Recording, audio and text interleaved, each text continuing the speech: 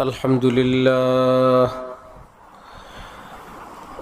لله وكفى وسلام على عباده الذين اصطفى أما بعد فأعوذ بالله من الشيطان الرجيم بسم الله الرحمن الرحيم قل إن كنتم تحبون الله فاتبعوني يحببكم الله ويغفر لكم ذنوبكم والله غفور رحيم صدق الله مولانا العظيم وقال رسول الله صلى الله تعالى عليه وسلم من أحب سنتي فقد أحبني ومن أحبني كان معي في الجنة وقال رسول الله صلى الله تعالى عليه وسلم الدين النصيحة لله ولرسوله ولأئمة المسلمين وعامتهم وقال رسول الله صلى الله تعالى عليه وسلم أكمل المؤمنين إيمانا أحسنهم خلقا أو كما قال رسول الله صلى الله تعالى عليه وسلم মুআজ্জাজ হাজিরিন, আমি আল্লাহ পাক রব্বুল আলামিনের পবিত্র কালামের অংশবিশেষ তেলাওয়াত করলাম এবং হযরত রাসূল করিম সাল্লাল্লাহু আলাইহি ওয়াসাল্লামের কয়েকখানা হাদিস শরীফ পাঠ করলাম। আল্লাহ পাক কুরআন শরীফ এবং হাদিস শরীফের পরিপূর্ণ হেদায়েত আমাদের সকলকে দান করেন। কুরআনে পাক এবং হাদিসে পাকের হেদায়েত মোতাবেক আমাদের জীবনকে সাজানোর তৌফিক দান করেন। আল্লাহ পাকের মহব্বত আল্লাহ পাক আমাদের সকলকে দান করেন। ঈমানি হায়াত, ঈমানি মৌত আমাদের সকলের জন্য মঞ্জুর করেন।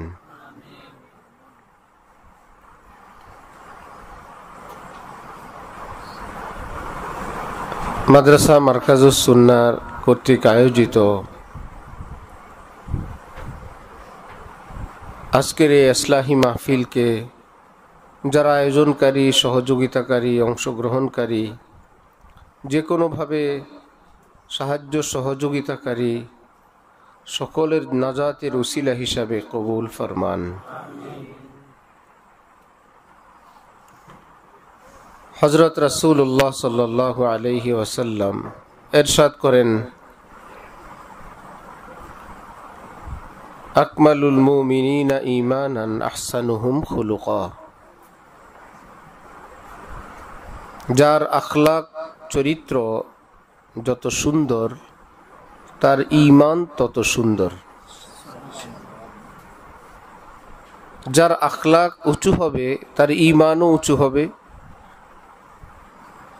এমনটা সম্ভব না ইমানদার হিসাবে তিনি একজন বড় ইমানদার, নামাজি, পরহেজগার, যদিও তার চাল চলন, চরিত্র, ভাষা, ব্যবহার ভালো না, কিন্তু মানুষটা ইমানদার হিসাবে বড় ইমানদার, এটা অসম্ভব। প্রকৃত পক্ষে যদি বড় ইমানদার হয় তাহলে বড় চরিত্রবানও হবে। হযরত মাওলানা আতহার আলী সাহেব রহমতুল্লাহি আলাইহি ভারতবর্ষের এক বিখ্যাত আলেম, বুজুর্গ, হাকিমুল উম্মত, হযরত থানবীর খলিফা, জামিয়া আমদাদিয়া কিশোরগঞ্জের মুহতামিম। তো তাকে কেউ জিজ্ঞাসা করলেন, হাকিমুল উম্মত হযরত আশরাফ আলী থানবীর আখলাক কেমন ছিল? হযরত বললেন যে, ভাই, হাদিস শরীফে আছে যে যত বড় ইমানদার হয় আখলাকও তার তত বড় হয়। হযরত থানবী যেহেতু নিজের যুগের সবচাইতে বড় আল্লাহওয়ালা ছিলেন, ইমানওয়ালা ছিলেন, সুতরাং সারা পৃথিবীর সবচাইতে বড় আখলাকের অধিকারীও তিনি ছিলেন।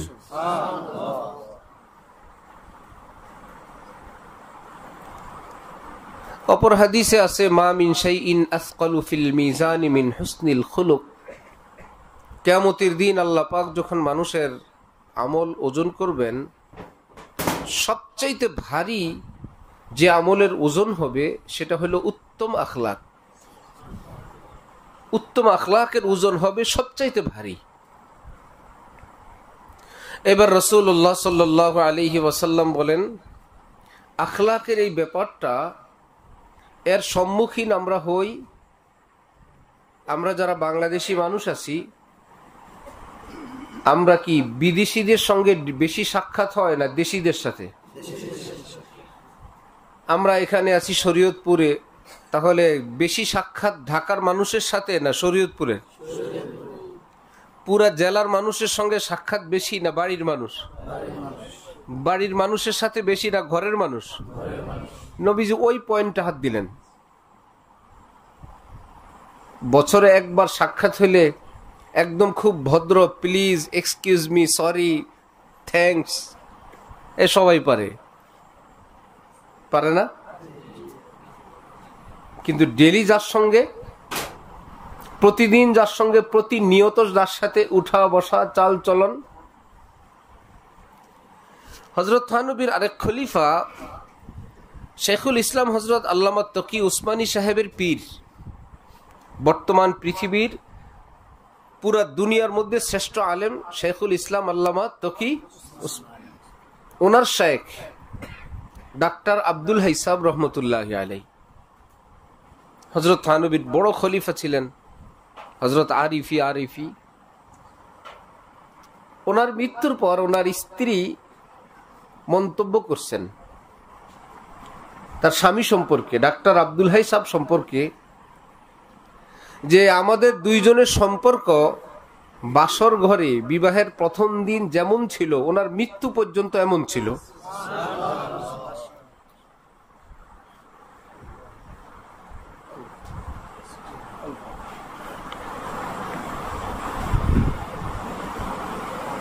একজন বিপদগ্রস্ত নারী আমাদের শাইখের কাছে ফোন দিছেন।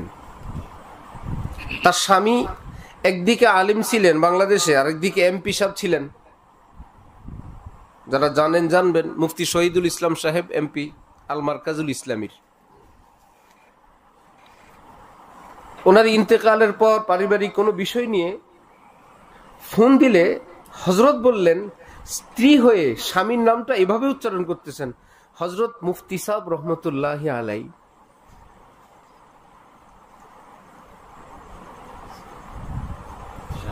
যে হযরত মুফতি সাহেব রহমতুল্লাহি আলাইহি,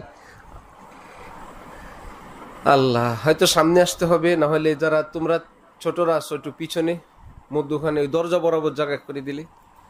মাওলানা নূর আলম, তালেবে আলেম ভাইরা, তোমরা ছোটরা একটু জায়গা দাও বুঝের মানুষদের। যারা বেশধারী আছো, যাদের কি আছে, কি লাগানো, বেশ লাগানো আছে, তোমরা একটু জায়গা দাও মেহমানদেরকে। বিশেষ করে ছোট্ট বাবু যারা বয়ানের, এত সব ফেরেশতা, মাসুম হযরত, গুনাহ নাই, কিছু নেই, এদের মধ্যে বড়রা যেন থাকে। হ্যাঁ,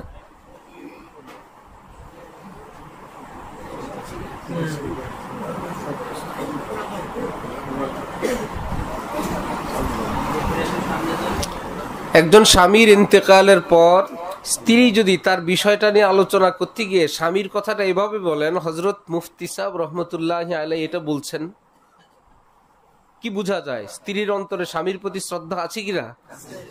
ভীষণ শ্রদ্ধা। আর উনি মানুষই ছিলেন এমন, ওনার গল্প অনেক লম্বা।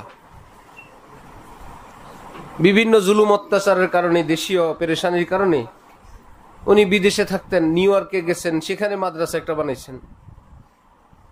গির্জা একটা কিনে 2 একরের মাদ্রাসা বানাইছেন। মক্কা শরীফ গেলে আমাদের শাইখের সঙ্গে দেখা করতে আসতেন, যোগাযোগ হইতো, দেখা হইতো।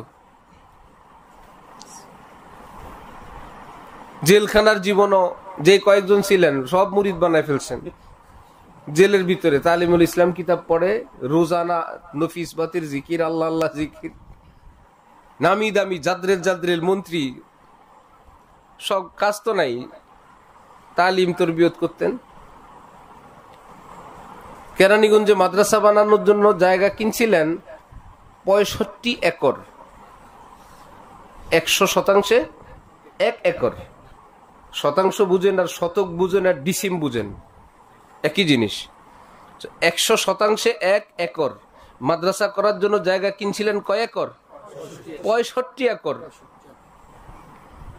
সর্বপ্রথম আমি যেদিন শুনছি আমি ভাবছি যেই বেচারা বলে ওই একর বুঝে না, আন্দাজে একটা বললো আর কি। 65 একর তো সোজা না, হয়তো একটা কিছু হবে, গন্ডগোল একটা হয়েছে কোনো দিক থেকে, হয়তো কাঠায় বিঘায় বা 65 বিঘার একটা একর লাগাই দিল। পরে আমরা একদিন গেলাম, গিয়ে দেখি 65 একর, যে 65 একরে 6500 জায়গা মাদ্রাসা করার জন্য কিনছেন।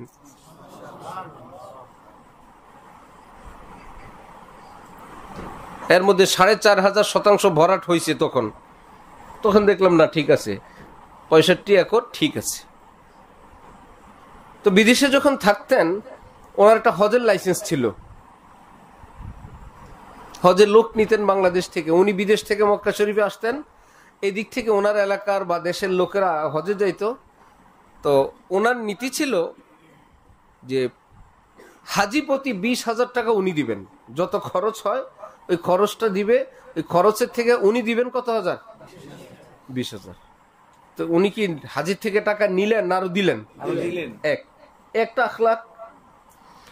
দ্বিতীয় আখলাক ছিল সারা জীবনের ওনার বৈশিষ্ট্য, রান্না করে খাওয়ানো। একদিকে এমপি, চেয়ারম্যান, বড় বুজুর্গ, বড় আলেম, এ হাজিদেরকে রান্না করে খাওয়াইতেন, নিজে রান্না করে খাওয়াইতেন। মানুষকে মানুষ মনে করা, মানুষকে মূল্যায়ন করা, মানুষকে সম্মান করা, এটা মুসলমানের বৈশিষ্ট্য।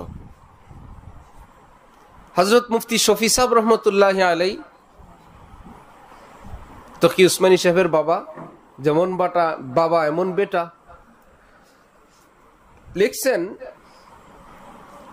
কাফের মুশরিকদের কাছে এমন কিছু নাই যেটা দিয়ে উন্নতি অগ্রগতি অর্জন করা যায়, এমন কিছু তাদের কাছে নাই। যদি দেখো কাফেররা উন্নতি অগ্রগতি অর্জন করে ফেলছে, তাহলে বুঝতে হবে মুসলমানদের থেকে কোনো চরিত্র, কোনো বৈশিষ্ট্য তারা চুরি করে নিছে, ওইটা দিয়ে উন্নতি অর্জন করছে। না হলে ওদের হলো অনিয়ম, বিশৃঙ্খলা, এলোমেলো, তারা উন্নতি অর্জন করবে কিভাবে? যদি তারা উন্নতি অর্জন করে, বুঝতে হবে আমাদের উন্নতি অর্জন করার কোনো বৈশিষ্ট্য, কোনো গুণাবলী, কোনো থিওরি তারা নিয়ে তারা সেটাকে কাজে লাগায়, তারা দুনিয়ার লাইনে উন্নত হয়ে গেছে।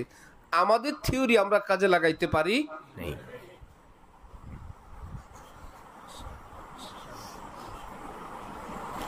হযরত তকি উসমানী সাহেব বলেন, আমরা মানুষকে মূল্যায়ন করি না, আমার দ্বারা কেউ কষ্ট পাবে কিনা এটা আমাদের মনে থাকেই না, বলতে পারলেই হয়েছে, আমার স্বার্থটুকুন অর্জন হইলেই হয়েছে, আমার কাজটা হয়ে গেলেই হয়েছে, পরের জন কি হবে সেটা আমার জানার দরকার নেই। যৌথ কোনো জিনিস, যৌথ কোনো ওয়াশরুম, যৌথ কোনো ঘর, যৌথ কোনো জায়গা, ইত্যাদি ইত্যাদি। তকি উসমানী সাহেব বলেন, বিদেশে কোনো জায়গায় কোনো ট্রেন দাঁড়ানো, তো উনি বলেন আমি ওয়াশরুমে যাব, ট্রেনের মধ্যে আছে।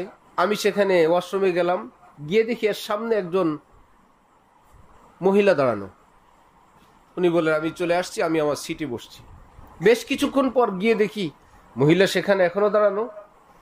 বললাম যে তুমি গেলে যাও, নাহলে সরো। বললাম আমি তো ওয়াশরুমে যাব না, আমি ওয়াশরুমে গেছি, কিন্তু এখানে লেখা আছে এই ট্রেন স্টেশনে দাঁড়ানো অবস্থায় ফ্লাশিং করা নিষেধ। ওই যে পানি মারে অতিরিক্ত, এটা ট্রেনটা যেহেতু ছাড়ছে না, এই জন্য আমি ফ্লাশিং করতে পারতেছি না, এই জন্য আমি যাচ্ছি না। এটা তো আমার কর্তব্য, আমার দায়িত্ব।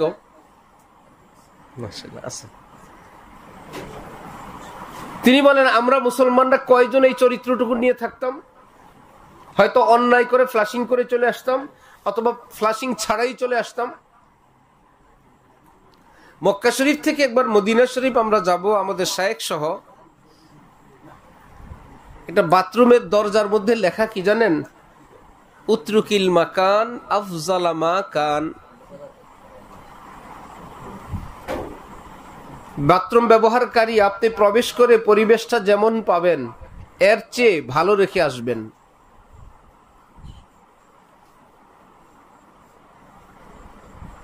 আমরা সবাই প্রবেশের পরে একটা পরিবেশ পাই কিনা? ওখানে লেখা এর চাইতে ভালো রেখে আসবেন। কেউ হয়তো একটা টিস্যু ফেলে গেছে বাইরে, আপনি সেটাকে ফ্রেশ করে আসবেন। আমাদের কি হয়, আমার প্রয়োজনটুকুন পুরা হইলে হইল, পরেরটা পরে। এই চরিত্র এতটা, হজে যারা যায়, হাজি লক্ষ লক্ষ টাকা খরচ করে কষ্ট করে, মেন হজ হইল মিনা, মুজদালিফা, আরাফায়, কাবা শরীফে জিয়ারা ওগেরা আছে। অধিকাংশ হাজির হজ হয় না, বিশেষ করে হজের সময় তার নামাজগুলো হয় না। কেন? সেখানে তো কোনো শিশু যায় না, সেখানে কোনো বাচ্চা, কোনো পাগল তো যায় না। হাজিরাই তো, বুঝের মানুষরাই তো, মোটামুটি পয়সা গড়িয়ে আছে সেই লোকটাই তো। আমরা মুসলমানরাই তো, কোনো কাফের তো প্রবেশ করে নাই। কিছুক্ষণ পর ওই ওয়াশরুমে আর ব্যবহার করার উপযুক্ত নাই। আমরা ভাবি এটা তো মাসআলা মাসাইল তো সব মসজিদে, মাহফিলে, টুপি, পাঞ্জাবিতে, দাড়িতে, বোরকায়, তসবিতে, জিকির আজকারে। এখানে কি? তকি উসমানী সাহেব লিখছেন, জেনে বুঝে ব্যবহৃত বাথরুম যেটা আমার পরে অন্য কেউ ব্যবহার করবে যৌথ, সেটাকে গান্দা করে আসা হারাম, গুনাহে কবিরা।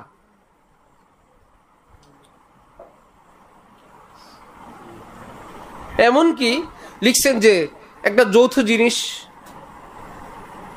সবাই নেয়, সবাই ব্যবহার করে, সেটা নির্দিষ্ট জায়গা থেকে অন্যত্র রাখাও না জায়েজ।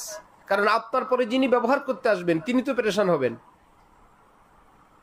আমরা ছোটবেলায় আমাদের ঘরে কেবল শুনতাম, আব্বা বলতেন, আমি অন্ধকারে যেন হাত দিলে দাটা জাগা মতো পাই, শাবলটা যেন আমি অন্ধকারে হাত দিলেও পাই, আলো টালো বুঝি না, এটা এটার জায়গায় থাকবে, যে কাজ করো করো সেটা তার জায়গায় এনে রাখবা, আলো অন্ধকার বুঝি না, ঠিক যেই বরাবর হাত দিব সেই বরাবর যেন পাই।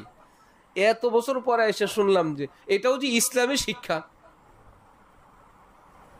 বাড়ি বাড়িতে ঝামেলা হয় কিনা? যখন কুড়াল দরকার হয়, কুড়াল নাই, কে কাজ করে উঠছিল, কোথায় আমি রাখছি, কোথায় রাখছে জানে না, শাবল কই জানা নাই, কোদাল কই জানা নাই, কাঁচি কই জানা নাই, বটি কই জানা নাই, হান্ডি পাতিল কই জানা নাই, যে যার মতন। আর যদি ওই ঘরের মানুষগুলো মুসলমান হয়, অর্থাৎ ইসলামী শিক্ষায় শিক্ষিত হয়, তাহলে সুনির্ধারিত সব। সেই ওয়াশরুমটা কে কার মতন সবাই গিয়ে পরিষ্কার করে আসে, যে যায় সে পরিষ্কার করে আসে। তাহলে কি ময়লার সংখ্যা বাড়বে না পরিষ্কার হইতে থাকবে? পরিষ্কারে হইতে থাকবে, আরো পরিচ্ছন্ন, আরো সুন্দর। হজের থেকে আসার সময় এবছর আমাদের ট্রানজিট ছিল তুরস্ক, ব্যতিক্রম। হজরতওয়ালা সহ আমরা ইস্তাম্বুল, তুরস্কের, সেখানে কিছু সময় ছিলাম, 3 ঘন্টার মতো। তো ওয়াশরুমে গেলাম, আল্লাহ, সেরে গিয়ে উজু করবো, মসজিদের সঙ্গে নামাজ। উজুখানায় খুব খেয়াল করবেন, যদিও এয়ারপোর্টের ব্যবস্থা তো অনেক স্পেশাল থাকে, সব জায়গা থেকে ব্যতিক্রম। উজুখানার মধ্যে নামাজের ঘরের পাশেই ছোট্ট একটা নামাজের জায়গা, সাদা ফকফকা তওলিয়া স্তূপ করে তাকের মধ্যে রাখা। তার মানে আপনি একবার উজু করবেন, একটা তওলিয়া দিয়ে হাত পা মুছবেন, পাশে একটা ঝুড়ি রাখা আছে, ওর মধ্যে রাখবেন। নাম্বার 2, অধিকাংশ আন্তর্জাতিক সফরকারীরা শু পরে, বা যে যেটাই পরে, এখন সে উজুখানায় গিয়ে স্যান্ডেল পাবে কই? সেখানে ইনটেক স্যান্ডেল আছে, নতুন নতুন, প্রত্যেকে আপনি আপনার এক জোড়া একবার ব্যবহার করবেন। আপনি শু খুলবেন, আপনি স্যান্ডেল কই পাবেন? না হলে আপনি ভিজা পা নিয়ে একটা পেরেশানির মধ্যে পড়বেন। ফকফকা তৌলিয়া কতগুলো ভাঁজ করা, একটা দুইটা 10টা না, অনেক। আবার ঝুড়িতে 2-3টা রাখা আছে, আবার আপনার জন্য স্যান্ডেলের ব্যবস্থা আছে। তাহলে আমাদের জীবন যাত্রাটা হওয়ার কথা ছিল সবচাইতে সুন্দর, আর আমাদের মিনার ময়দান হলো সবচাইতে খারাপ। একটা দুঃখের কথা বলি, আরাফার ময়দানে ওয়াশরুম, পাশে উজুখানা, আরেক জায়গায় পেশাবের একটা পাইপ দিছে কোথায় জানেন? ঠিক উজুখানার যেই জায়গাটা উজু করে নিচে জায়গা, ওই পেশাবগুলো এসে এই জায়গায় পড়তেছে প্রকাশ্যে। তাহলে ওই বরাবর যদি কল ছাড়লে পেশাবের ছিটা গায়ে আসবে না? এই কাফেররা বানাইছে। ইসলামটা হয়ে গেছে আমাদের কাছে আনুষ্ঠানিকতা। এটা আনুষ্ঠানিক ব্যাপার। এটা যে আমার জীবন সুন্দর করার, আমার পরকাল সুন্দর করার, আমার চরিত্র সুন্দর করার, আমার ভাষা সুন্দর করার, আমার লেনদেন সুন্দর করার, আমার জান্নাতুল ফিরদাউসওয়ালা বানানোর একটা জিনিস ইসলাম, সেটা আর থাকে নেই। এটা যে মায়ার জিনিস, দরদের জিনিস, বুকে জড়ায় নেওয়ার, আল্লাহ নবীর ইসলাম, এটা সুন্নত, এটা তো আমাদেরই পালন করতে হবে, এমন আর থাকে নেই। এই জন্য আখলাক হলো এমন এক ব্যাপার যে চাল চলনে, চরিত্রে, কথাবার্তায়, ভাষায় আমরা পরস্পর সম্মুখীন হই বিদেশিদের না পরিবারের? নবীজি বললেন যে যে পরিবারের মধ্যে উত্তম, ঘরের মানুষের কাছে যে উত্তম, সে আসলে উত্তম। এবার যে বলতে কি শুধু স্বামী না স্ত্রীও আছে? স্বামীর জন্য আছে, স্ত্রীর জন্য আছে। যে স্ত্রী বলবেন আমার স্বামী একজন নেককার মানুষ, তিনি একজন ভালো মানুষ, বুঝতে হবে উনি ছোটখাটো ভালো মানুষ না। স্বামী যদি বলেন আমার স্ত্রী একজন দিনদার মানুষ, একজন পরহেজগার মানুষ, একজন পর্দানিশী মানুষ, তাহলে বুঝতে হবে উনি ছোটখাটো পর্দানিশী মানুষ না, বাইরে বোরকা পরা পর্দানিশী মানুষ বহুত আছে, বাইরে বোরকা পরে চলে যায়, কিন্তু স্বামীর কাছে সে আশ্বস্ত না, স্বামীর কাছে আস্থার পাত্র না, তার ভাষায় স্বামী সন্তুষ্ট না। দিনদার হাজী সাহেব, গাজী সাহেব বহুত আছে, কিন্তু স্ত্রীর কাছে সে একজন দিনদার মানুষ হিসাবে পরিচিত না। এই জন্য নবীজি ওই পয়েন্টে বলছেন যে স্বামী, স্ত্রী, ভাই বেড়াদার, সন্তান,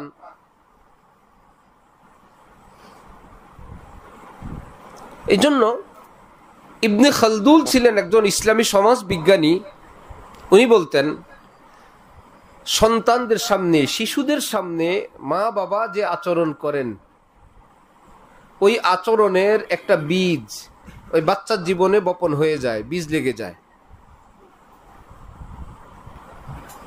আপনি হাজার কথা বলবেন, ওয়াজ করবেন, এই ওয়াজ দিয়ে কাজ হবে না। যেই কাজ আপনি তার সামনে করলেন, এই গাছ লেগে গেছে তার জীবনে, বড় হইলে ফল ধরবে, আপনাকে ভোগ করতে হবে।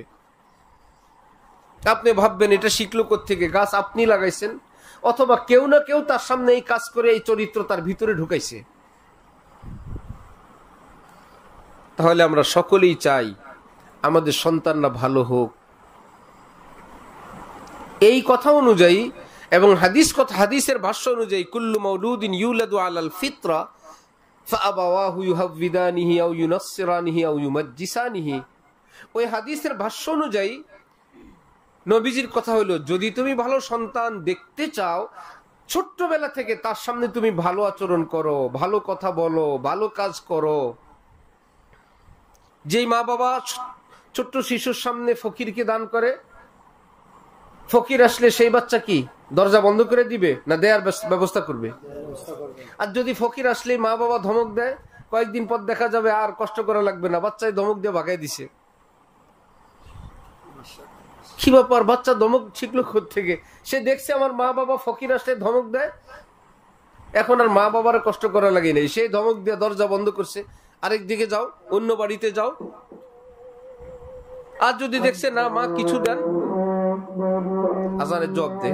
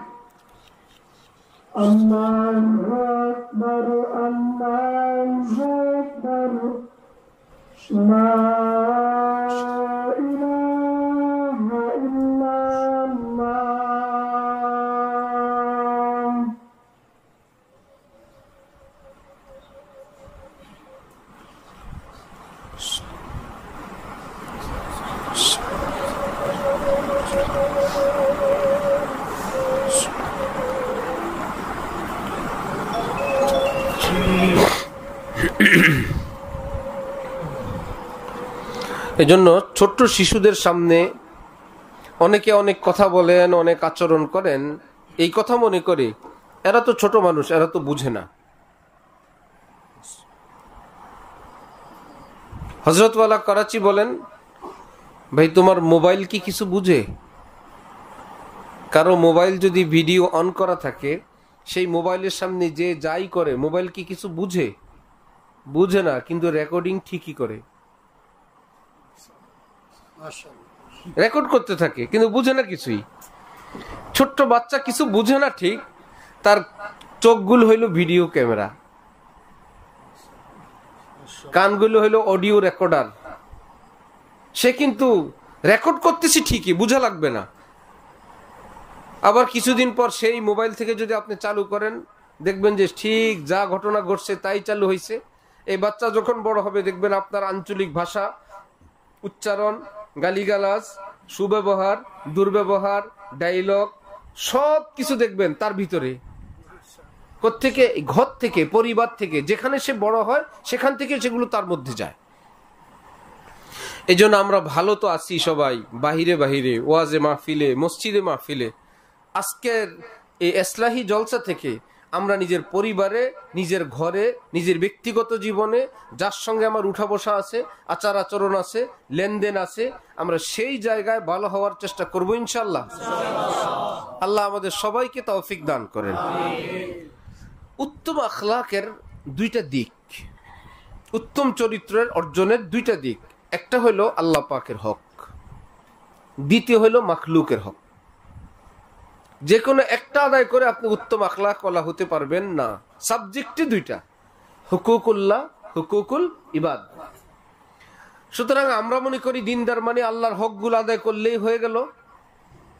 এবার জবান আমার যেমনই হোক, ব্যবহার যেমনই হোক, লেনদেন যেমনই হোক ইত্যাদি, তাহলে একটা দিক হলো শুকর আদায় করেন, একটা দিক আছে যেই দিক বাকি আছে এর জন্য আমরা ফিকির করি। আবার কেউ আছে যেমন দুনিয়ার লাইনের লোকেরা, যে তারা মানুষের সঙ্গে খুব সদাচার, শুধু মানুষ না কুকুরকেও খুব আদর করে, বিড়ালেরও অধিকার আছে, খুব মানব অধিকার নিয়ে তারা কাজ করে। কিন্তু মানব অধিকার নিয়ে তো কাজ করলা, আল্লাহর অধিকার নিয়ে কোনো চর্চা সেখানে নেই। মূল জায়গায় গেল তাদের, মূল পয়েন্টই শেষ। কুকুরকে এত ভালোবাসে, এত পছন্দ করে যে কুকুরের কারণে মানুষ ঘর থেকে মানুষ বের করে দেয়, তবু কুকুর থাকবে। স্ত্রীর জায়গা নাই, স্ত্রীর জন্য স্বামীর জায়গা নাই, সন্তানের নাই, তার কুকুর বেশি প্রিয়। আর বলে কেন? আল্লাহর তৈরি, আল্লাহর মাখলুক। তরতিব নাই, কোন বিন্যাস নাই, স্তর নাই, কার স্তর কতটুকুন। তাহলে মুসলমানের চরিত্রের মধ্যে থাকবে আল্লাহর হক এবং বান্দার হক। এই দুইটা যখন একটা নির্দিষ্ট পর্যায়ে আসবে যে আল্লাহর হক গুলো তিনি আদায় করেন, আমরা তো কেউ আল্লাহর হক পুরোপুরি আদায় করতে পারবো না। পারবেন কেউ? ওয়ামা কদারুল্লাহ হাক্কা কদরি, পৃথিবীর কেউ পারবে না। আল্লাহ আমাদের সহজ সহজই দিচ্ছেন, চলো ফরজ ওয়াজিব গুলো আদায় করো, সুন্নতটা আদায় করো, গুনাহ থেকে বেঁচে থাকো। ওলামায়ে কেরাম বলেন এইটুকুন যদি করে কেউ, তাহলে মোটামুটি ধরা যাবে আল্লাহর হক যেটা না হলে নয়, এই ব্যক্তি সেটা আদায় করছে। এইটুকুন তো আমরা করতে পারি। এবার মাখলুকের হক, মাখলুকের হক হয়তো পাওনা দেনা, লেনদেনের ব্যাপার,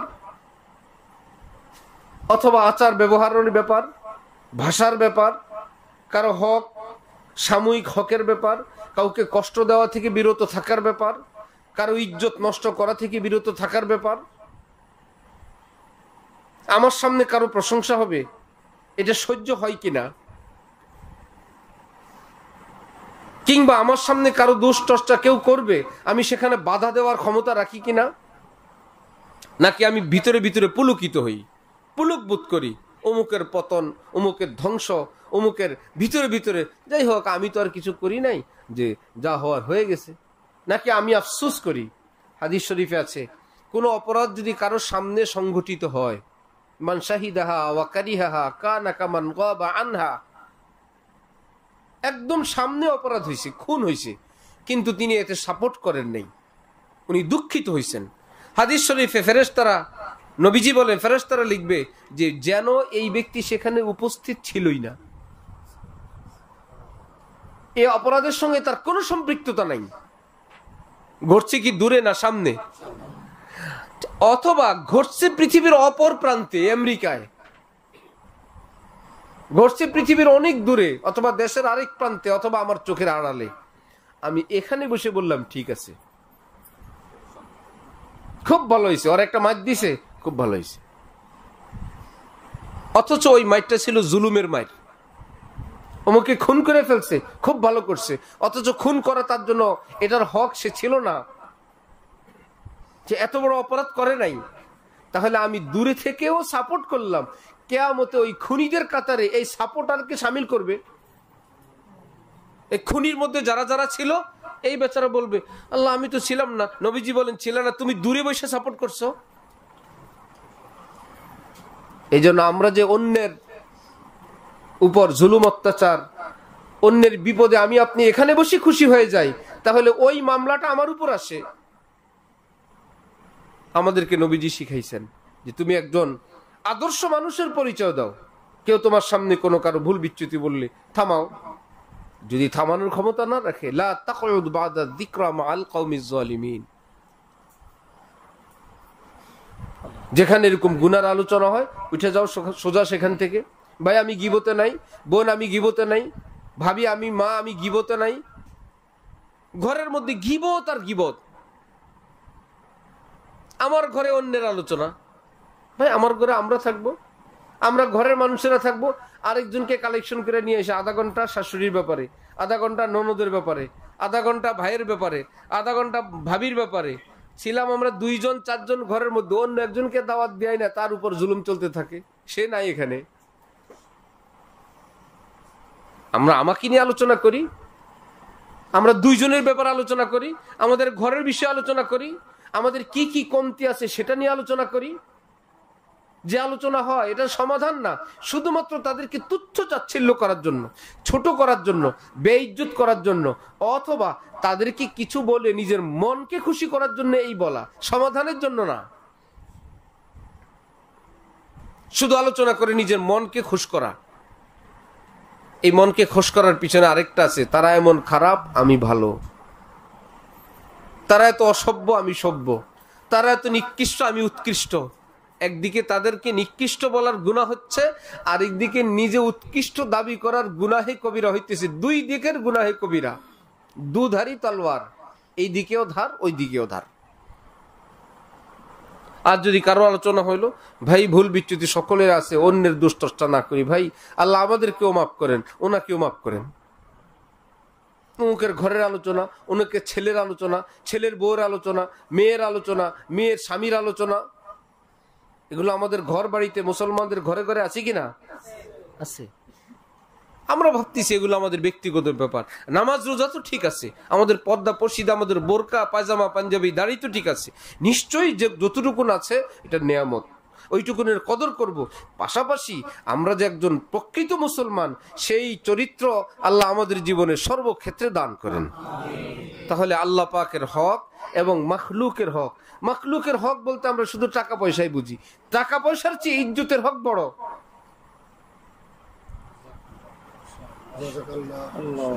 টাকা নষ্ট করলেন, আরেকজন আপনি ইজ্জত নষ্ট করলেন। আপনার আমার কাছে টাকা বড় না ইজ্জত বড়? ইজ্জত বড় না? সম্মান বড় না? আমরা হক বলতে টাকাটাই মনে করি। আমি কারো পয়সা মেরে খাই না, কেউ আমার থেকে এক পয়সা পাবে না, ইত্যাদি ইত্যাদি মনে করে আমি কারো হক নষ্ট করি না। অথচ গীবত করে, বেইজ্জত করে, মানুষের সামনে তাকে গলতভাবে উপস্থাপন করে, তাকে হেয় প্রতিপন্ন করার জন্য জাল পাততে থাকে, ফাঁদ পাততে থাকে, এবং তার কোনো ক্ষতি হলে এখানে পুলকিত হয়, আনন্দিত হয়। বুঝা গেল আমি এখনো চরিত্রবান হইতে পারি নাই, আমি এখনো মানুষের মতো মানুষ হতে পারি নাই। আল্লাহ পাক আমাদেরকে প্রকৃত মানুষ হওয়ার তৌফিক দান করেন। সারা পৃথিবী কাফের মুশরিকদের কত রকমের ষড়যন্ত্র। আমরা আছি কিসের তালে? একে অপরের বিরুদ্ধে। আমরা আছি ঘর নিয়ে, তারা আছে আমাদের দেশ নিয়ে, আমাদের মুসলিম সম্প্রদায় নিয়ে। কারো বাড়িতে আগুন লাগলে তখন কি ভাই ভাই ঝগড়া করে কেউ? বলেন তো, যেই বাড়িতে আগুন লাগে তখন কি ভাই ভাই ঝগড়া করে কেউ? তা আমাদের মুসলমানের বাড়িতে কি আগুন লাগে না? এখনো লাগছে কি না? প্রতিনিয়ত গাজায় এখনো খুন করতেছে। আমরা তো সয়ে গেছি, এগুলো আমাদের কাছে এখন পানিবাদ হয়ে গেছে, পান্তাবাদ হয়ে গেছে। তো বিশ্ববাসীর সামনে এইরকম নিরপরাধ একটা জাতিকে যদি এইরকম নির্মম ভাবে তারা খুন করতে পারে, তাহলে আমি আপনি কি নিরাপদ? নিরাপদ যদি না হয়, তাহলে আমাদের নিরাপত্তা কে দিবে? আমাদের না অস্ত্র আছে, আমাদের না শক্তি আছে, না ভৌগোলিক ভাবে মানচিত্রের দিক থেকে আমাদের পাশে আমাদের কোনো বন্ধু আছে? যা আছে সব শত্রু। আমাদের রক্ষাকারী আল্লাহ, সে আল্লাহর সঙ্গে যদি সম্পর্ক ভালো না হয়, যে সন্তান বাবার কথা শুনে না, বাবাকে বেইজ্জত করে, বারবার বাবা অসম্মানিত হয়, বাবার কথা অমান্য করে, সেই ছেলে বাবা যদি শুনে যে আজকে বাজারে তাকে কেউ ধরে 2-4টা মাইর দিছে, বাবা রাগের চোটে কখনো কি বলে? খাক, কয়েকটা খাইলে সোজা হবে। বহু বলছি, দুষ্টদের সঙ্গে চলবি না, সন্ধ্যার পরে রাত 9টা-10টার পরে বাইরে থাকবি না, পড়ালেখা কর। আমাকে ঘাটে ঘাটে বেইজ্জত করছে, এতবার নসিহত করলাম, শুনলো না, মাইর খাক। ভিতরে ভিতরে দুঃখ পান, কষ্ট পান, কিন্তু রাগে ক্ষোভে এরকমটা বলেন কিনা? আর যদি বাবার কলিজার টুকরা সন্তান, যেমন আদব, তেমন আখলাক, তেমন চরিত্র, তেমন পড়াশোনা, তেমন মা বাবার কথা মাননেওয়ালা, কি সেই বাবা যদি শোনে আপনার ওই ছেলেকে একজন শক্ত কথা বলছে, বাবা গায়ের জামা দিবেও না, বাবা এইভাবেই দৌড়াবে। আমার ছেলে এইরকম ফেরেশতার মতন ছেলেকে কে কি বললো? হাদিস শরীফে, হাদিসে কুদসিতে আছে, মান আদা লি ওয়ালিয়ান ফাকাদ আযানতুহু বিল হারব। আল্লাহ পাক বলেন, ঠিক ওই সুসন্তান যেরকম আমার নেক বান্দা যদি একদম আমলে, আখলাকে, চরিত্রে, ভাষায় আমাকে খুশি করার ক্ষেত্রে এতটা আমার ওলি হয়ে গেছে, আমার বন্ধু, কেউ যদি তার দিকে রাঙা চোখে তাকায়, আমার ওই ওলি, আমার বন্ধুর পক্ষে আমি আল্লাহ ওই দুশমনের বিরুদ্ধে যুদ্ধ ঘোষণা করে দিয়ে দিই। আমার বান্দাকে তুই এরকম করলি, আমি যুদ্ধ করব। তাহলে আমাদের চরিত্রবান হওয়া দরকার, আমাদেরকে আল্লাহ পাককে খুশি করা দরকার। আল্লাহ পাককে খুশি করার পর বেঁচে থাকলেও আমরা কামিয়াব, দুনিয়া থেকে চলে গেলেও কি আমরা কামিয়াব। আর যদি আল্লাহ পাককে খুশি করতে না পারি, যতদিন থাকবো লানতের ভিতরে থাকবো, মৃত্যুর পরেও আল্লাহর অসন্তুষ্টি নিয়েই কবরে যাব। একুলো শেষ, সেকুলো আমাদের ধ্বংস। এই জন্য আল্লাহ পাক আমাদেরকে আল্লাহর হক এবং মাখলুকের হকের বিষয়ে সচেতন হওয়ার তৌফিক দান করেন। আর পরস্পর এই গীবত শেখায়েত, এটা বন্ধ করার চেষ্টা করি। অন্যকে তুচ্ছ চাচ্ছিল্য করার এই অপচেষ্টা বন্ধ করি। এক আল্লাহওয়ালা বুজুর্গ মসজিদে রওনা হয়েছেন, ক্ষেতের আইল দিয়ে অপর দিক থেকে কুকুর আসতেছে, এদিক থেকে তিনি যান। উনি ভাবছেন কুকুরটা পিছনে যাবে বা সাইডে পানি নামবে, আমি চলে যাব, আমরা তো এই করি। কুকুর সাইড দেয় না, উনিও দাঁড়ায় আছেন, কুকুরও দাঁড়ায় আছে। কি মুশকিল। একটু পরে কুকুর বলতেছি কি, নিজেকে আল্লাহওয়ালাও বানাইতে চান, আবার আমার চেয়ে নিজেকে উৎকৃষ্ট মনে করেন, আমি কুকুরকে খারাপ মনে করেন, নিজেকে ভালো মনে করেন, আবার আল্লাহর ওলিও দাবি করেন। আল্লাহর ওলিরা এমন হন না। বড় মুশকিল। ওই বুজুর্গ বুঝছেন কুকুর তো কথা বলে না ভাই, কেউ বলায়। বললেন যে না কুকুর, আমি আমাকে তোমার চেয়ে উৎকৃষ্ট মনে করি না, ভালো মনে করি না। আমি ভাবছিলাম আমি তো নামাজে যাব, সাইডের পানি তো নাপাক, তোমার তো আর নামাজ নাই, তুমি সাইডে নামতে পারো, আমি নামলে তো নাপাক পানি লাগবে। ভাবছিলাম এই জন্য তুমি যদি আমাকে সাইড দিতে আমি একটু নামাজটা পড়তে যেতাম। কুকুর এখন পাল্টা আবার ফতোয়া দেয় সাইডে একটু পানি নাপাক, এটা তো এক বদনা পানি দিলে পরিষ্কার হয়ে যায়, পবিত্র হয়ে যায়, এমন কোনো বড় সমস্যা ছিল না। কিন্তু ঘটনা যদি অহংকারের কারণে হয় তাহলে এক বদনা না, এক সাগর পানি দিলেও কিন্তু অহংকার থেকে পবিত্র হবেন না। বুঝে নেন আপনি কি কারণে আমাকে সাইড দেন নাই, সেটা আপনার ব্যাপার। এই জন্য নিজের সন্তান হোক, স্ত্রী হোক, কর্মচারী হোক, স্তরের কারণে তারা ছোট, কিন্তু খবরদার আমি বড়, আমি বয়সে বড় হিসাবে, আমি আখেরাতে আল্লাহর কাছেও বড়, নাজাত প্রাপ্ত হিসাবেও বড়, এটা মনে করার কারো সুযোগ নেই, কারোর জন্যই সুযোগ নেই। আমি এলমে বড়, বিদ্যায় বড়, শিক্ষায় বড়, আমি রোজগার করি, আমি ঘরের কিছু, এই বলে আমি বড় না, আমি জিম্মাদার। বরং আমার মধ্যে যে ভুল বিচ্যুতির অনুতাপ, অনুশোচনার ছাপ বেশি থাকা চাই। আমার যে গুরু দায়িত্ব, যে কর্তব্য, আমি তো কিছুই পালন করতে পারি না। আবার ছোটরা সেই বড়কে শ্রদ্ধা করবেন, তিনি আমাদের অভিভাবক, তিনি আমার স্বামী, তিনি আমার বাবা, তিনি আমার বস, তিনি আমাদেরকে খাওয়ান লোয়ান, কত হক কত কিছু আদায় করেন। মুরব্বী হিসাবে, অভিভাবক হিসাবে তার প্রতি যে শ্রদ্ধা, ভক্তি, খেদমত আমাদের কর্তব্য ছিল, কোনোটাই আমরা আদায় করতে পারি নাই। তাহলে সেই ঘরের চরিত্রটা, দৃশ্যটা কেমন হবে? অনেক অসুন্দর না অনেক সুন্দর? অনেক সুন্দর। এই জন্য আমল তো আমরা মনে করি অনেক, নামাজ, রোজা, জিকির। হাকিমুল উম্মত মাওলানা থানবী বলতেন, ভাইয়েরা 1-2 ঘন্টা এরকম জিকির আজকার করা সহজ। চোখ বন্ধ করে ডানে বায়ে জিকির করা সহজ। বাকি 22 ঘন্টা কি করবেন? 2 ঘন্টা তো জিকির করলেন, 2-4 ঘন্টা তো বয়ান শুনলেন, সপ্তাহে মাসে তো বয়ানে গেলেন, 3 দিন তো লাগাইলেন, 27 দিন কি করবেন? মাসে 3 দিন আল্লাহর রাস্তায়, 27 দিন। এই জন্য এক যুবক ছেলে বিদেশে যাবে, কোনো বুজুর্গের নিকট দোয়া চাইতে গেলে, কোথায় যাবা? বিদেশে। কেন? হুজুর এই টাকা কামাইতে, রুটি রুজির জন্য। তো ছেলেটাকে ঘুষে আনার জন্য ওই বুজুর্গ বললেন কি, আচ্ছা বাবা, তোমার ওই দেশের খোদাকে আমার সালাম দিও। যুবক বলল, হুজুর খোদা কি আবার ওই দেশে আরেকজন আছে? খোদা তো একজনই। না, তোমার খোদা ওই দেশে আরেকজন আছে, এই দেশের খোদাই দিতে পারে না, এই জন্য ওই দেশের খোদার কাছে রওনা হইছো। না হুজুর, খোদা একজনই। একজন হইলে যেই খোদা ওখানে পারেন, এই খোদা এখানে পারেন না। হুজুর কি করব, দেখি তো সবাই বিদেশ গেলে ভালোই পায়, এই দেশে তো পায়টাই না। পরে বললেন, আসলে পাওয়ার ব্যাপার হইলো, সেই দেশে গেলে 24 ঘন্টার মধ্যে 18 ঘন্টা কাজ করে, 6 ঘন্টা খায়, গোসল করে, রান্না বান্না করে, আরাম করে, কাজ করে 18 ঘন্টা।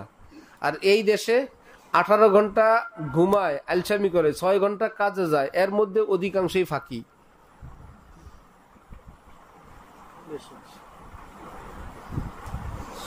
বিদেশে গেলে কি টাকা এমনিতেই আসে না কাজ করলে আসে? নাকি বিদেশে টাকা রাস্তা রাস্তায় পড়ে থাকে, টাকা কেবল কুড়াইতে থাকে? আরব দেশে গেলে এই দেশের আত্মীয় স্বজনরা, মহিলারা কেবল বলে, সৌদি আরব স্বর্ণের দাম কম, একটা চেইন পাঠাইতে পারো না, এক জোড়া কানের জিনিস আনতে পারো না? মনে হয় সৌদি আরবে এমনি কেবল ঝুলতে থাকে সবকিছু, আর অলিতে গলিতে ঘুরে কেবল ওখান থেকে টান দিবে আর পাঠাবে। আমি দেখছি সৌদি আরবে একদম সাদা জামা, লাল রুমাল মাথায়, এক বেচারা লাঠি হাতে তরকারি বাজারে আসছে, তরকারি বিক্রি করতে। তার নাই, যে আরব দেশের লোক। কারণ টাকা এমন না যে কোনো দেশে গেলে আপনাকে কেউ টাকা দিয়ে দেয়। আপনি কষ্ট করলে, খাটলে, মেহনত করলে আপনার টাকা। এই মেহনত এখানে করেন নাই, ওখানে গিয়ে করেন, টাকা পাবেন ভালোই। এই মেহনত এখানেও যদি করে, কিসের সাথে? আমাদের দেশের ব্যবসায়ী, বিশেষ করে দিনদার নামাজি যারা, বলে সততাই ব্যবসার মূলধন। এই জন্য বল, হুজুর সততার সঙ্গে ব্যবসা করছিলাম, আমাকে তো সব শেষ করে দিছে অমুকে। সততা যথেষ্ট না, ব্যবসার জন্য সততা, স্বচ্ছতা, সতর্কতা। নিজে সৎ থেকে সব নিয়ে গেছে আরেকজন। কি ব্যাপার? সততা ছিল, সতর্ক ছিল না। আমরা মসজিদে নামাজে যাই, আমরা কি কারো জুতে চুরি করি? কিন্তু আমাদের গুলো নেয় না। ভাই আসছিলাম তো নামাজে, আল্লাহকে রাজি খুশির জন্য চোরাইতে নিয়ে গেল। সততা ছিল, সতর্কতা ছিল না। উচিত ছিল আমার জুতা হেফাজত করে সামনে রেখে নামাজে দাঁড়ানো। আমি পিছনের বক্সে রেখে সামনের কাতারে চলে গেছি।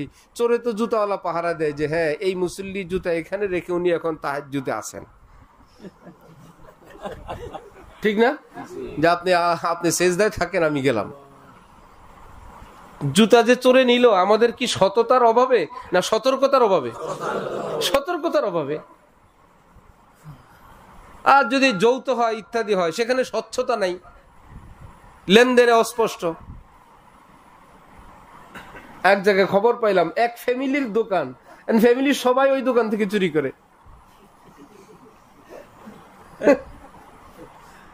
ভাই ভাই দোকান দিছে, সব ভাই আলাদা আলাদা চুরি করে। তো এই দোকান কয়দিন চলবে? এখানে ঝামেলা বাড়ছে কোথায়? সততায়, স্বচ্ছতায়। সততাই নেই, এই জন্য আমাদের মনে হয় কিছুই নেই। পায়জামা পাঞ্জাবি আছে, কটা দাঁড়িয়ে আছে। দেশে কিছু মসজিদ মাদ্রাসা আছে, ওয়াজ মাহফিল আছে, মা বোনগো কিছু বোরকা টোরকা আছেই, কিছুই নাই। মূল কারণ হলো আমরা আলিমদের থেকে, আলিম সমাজ থেকে দূরে থাকতে থাকতে আমরা কিছুই শিখি নেই। আর আলিম সমাজ সে হারুত মারুত, এজুজ মাজুজ, দেশ কাঁপানো ওয়াজ, সব মাহফিলে মনে হয় পল্টন ময়দান। যে যেখানে ওয়াজে মানুষ 10-12 জন থাকলো, এটা মনে হয় পল্টন ময়দান। আমেরিকার গদি কাঁপায় দিতেছে, একদম শেষ করে দিতেছে, এখানে ফ্রান্সকে ডুবাই দিতেছে না। যেই বেটার ঘরে একটা দা বটি নাই, হুমকি দেয় মনে হয় যেন বিশ্বের পারমাণবিক অস্ত্র আছে, এরকম কাজ করা দরকার। যে যেখানে যেখানে আছি ওই কাজটা সুন্দর হোক, সাজানো হোক, গুছানো হোক। কেউ দেখলে মনে হয় আল্লাহ, ওনাদের ঘর বাড়ি এত সুন্দর, ওনাদের বাচ্চাগুলো এমন ভালো, ওনাদের স্বামী স্ত্রী জীবন এত সুন্দর, অল্প কয় টাকা নিয়ে ওনারা এত শুকর গুজার আছে, ডাল রুটি আল সবাই বলে আলহামদুলিল্লাহ। বিবি বাচ্চারা সবাই যে আমরা দুনিয়াতে আসছি কয়েকদিন, আল্লাহ রুটি রুজি যা দিছেন আমরা হালাল খেয়ে বাঁচবো ইনশাল্লাহ। আমরা অস্পষ্ট খাবারও খাবো না, হারাম তো খাবোই না, যেটা সন্দেহ সেটাও খাবো না। ঘরের সবাই একমত। মেয়ে মানুষ এই সমস্ত ব্যাপারে অনেক, শুধু পুরুষরা গিয়ে বললে হয়, আপনার আগেই কান্নাকাটি শুরু করবে, বলবো আমরা হালাল খেয়ে থাকবো, আমরা এই দুনিয়া চিরকাল থাকবো না। রোজা কি পুরুষরা বেশি রাখে না মহিলারা? রোজার কথা শুনলে হয়েছে। রোজা রাখতেছেন, 6 রোজা, 3 রোজা, তারপরে গিয়া সপ্তাহের রোজা, মাসিক 3 রোজা, যত রোজার সবক দিবেন সব রোজা আছে। চাষতের নামাজ, আউয়াবিনের নামাজ, এশরাকের নামাজ, মা বোনরা বেশি পড়েন না? দিল নরম। এদেরকে দিনের কথা বললে যে বিবি আমরা ঘরে হালাল খাবো ইনশাল্লাহ, বাচ্চারা সহ বসেন আমরা হালাল খাবো, খাওয়ার শুরুতে বিসমিল্লাহ বলবো, আমরা দস্তরখান বিছিয়ে খাবো, আমরা আর নামাজ মাত দিব না। এই যে গাজা আমাদের মুসলমানরা শহীদ হয়ে যাচ্ছে, ইরান আমাদের ধ্বংস হয়ে যাচ্ছে, তাদেরও তো আমাদের মতন ঘর বাড়ি ছিল, আর অনেক উন্নত ছিল, একটা বোমের আঘাতেই তো দুনিয়া থেকে চলে গেল। আমরা কতদিন দুনিয়াতে আছি ঠিক নাই, কিন্তু যতদিন থাকি আমরা আল্লাহকে খুশি করে থাকবো, রাসূল সাল্লাল্লাহু আলাইহি ওয়াসাল্লামের পবিত্র সুন্নতের উপর থাকবো, চেষ্টা করবো ইনশাআল্লাহ। আল্লাহ আমাদেরকে তৌফিক দান করেন। হযরত মুহিউস সুন্নাহ শাহ আবরারুল হক সাহেব রহমতুল্লাহি আলাইহি বলতেন, সব কাজ সুন্নত মোতাবেক হওয়ার জন্য 1 নম্বরে পরস্পর বেশি বেশি সালাম আদান প্রদান করবে। আমরা ব্যাপকভাবে সালাম দিব, কেমন ইনশাআল্লাহ? ছোট বড় নাই, সিনিয়র জুনিয়র নাই, স্বামী স্ত্রী নাই, যে যাকে পাবো, বাপ সন্তান নাই, আসসালামু আলাইকুম ওয়া রাহমাতুল্লাহ। আর দিনই জবাব দিবেন মনে মনে, ঠিক না? সালামের জবাব শুনায় দেওয়া ওয়াজিব। এতে সন্দেহ হয়, সামাজিক বহুত ঝামেলা হয়। আমাদের এক পীর ভাই কুমিল্লার স্কুলের শিক্ষক, কানে একটু সমস্যা, তো কে তাকে সালাম দিছে উনি শুনেন নাই, জবাব দেয় নাই, এরকম আরো ঘটনা ঘটছে। এরা এসে তার বাবার কাছে বিচার দিছে, ওই বেটা যে কানে সমস্যা সালাম শুনে না, সে না হইছে, মেয়ে বিয়ে দিছে, মেয়ের বাচ্চা হইছে, কিন্তু তার বাবা এখনো তাদেরকে শাসন করেন। বাবা বাবাই, তার আরেক ভাই আছে আর্মি অফিসার, এই দোনো ভাইকে কঠিন শাসন করেন। বাবার কাছে বিচার আসলে বললো, কিরে তোর নাকি সালাম দিলে তুই জবাব দিস না, অহংকারী হয়ে গেছস? কয়েকজন বললো, পরে বলছে আব্বা আমি তো কানে ঠিক মতো শুনি না, এই জন্য কে কোন দিক থেকে সালাম দিছে আব্বা জানি না। আচ্ছা ঠিক আছে, খেয়াল রাখবি। যেটা আর্মি অফিসার, এর ব্যাপারে কে কি বিচার দিছে বাবার কাছে জানে। বাবা গরম, এই বাড়ির উঠানের মধ্যে আর্মিরে বললো কানদর দোষে, কান্দর উঠবস। আর্মি হয়ে বড় হয়ে গেছো কিছু চিন্তা করছেন? ছেলে কি বাবা কি, সিনিয়র জুনিয়র নাই। আমরা সালাম দিব ইনশাল্লাহ। সালামের জবাব সুন্দর করে দিব। ওয়ালাইকুম আসসালাম ওয়া রাহমাতুল্লাহি। কত সুন্দর। আপনি আমি যদি ছোট্ট বাবুকে সালাম দিলাম, স্ত্রীকে সালাম দিলাম, আমরা সেই জবাবটা যদি শুনি ওয়ালাইকুম আসসালাম ওয়া রাহমাতুল্লাহ অথবা রাহমাতুল্লাহি, কত ভালো লাগবে। শেখুল ইসলাম তকি উসমানী সাহেব বলেন বুখারী শরীফের ব্যাখ্যা গ্রন্থে, একটা সালাম যদি কারো জীবনে কবুল হয়ে যায়, কি আল্লাহ আপনাকে সর্বহালতি নিরাপদে রাখুক, শান্তিতে রাখুক। আল্লাহ যদি বললেন কবুল, এবার দুনিয়াতেও, মরণেও, কবরেও, হাসরেও কবুল তো হয়েই গেছে। একটা সালাম যদি কবুল হয় বেড়া পার। তাহলে সালাম দিলে সালাম পাওয়া যায়, যেটা সালামের জবাব পাই ওটাও কি সালাম। আমরা দেই দুইটা শব্দ, উত্তর পাই কয়টা? দুইটাই তো। আসসালামু আলাইকুম শব্দ কয়টা? দুইটা, মূল দুইটা। ওয়া রাহমাতুল্লাহি ওয়া বারাকাতুহু তো বোনাস। মূল সালামের শব্দ কয়টা? কি কি? এই দুইটা আমরা দেই না। যিনি জবাব দেন তিনি কয়টা দেন? দুইটা। ওয়া আলাইকুম সালাম, এই দুইটাই দেন, শুধু একটু শব্দগুলো ঘুরে দেন। আমরা দেওয়ার সময় সালাম আগে, আলাইকুম পরে। যিনি উত্তর দেন তিনি আলাইকুম আগে, সালাম পরে। তাহলে সালাম দিলে কি পাওয়া যায়? সালাম পাওয়া যায়। বলেন সালাম দিলে কি পাওয়া যায়? তাহলে আমরা সালাম চাই কি না? চাই।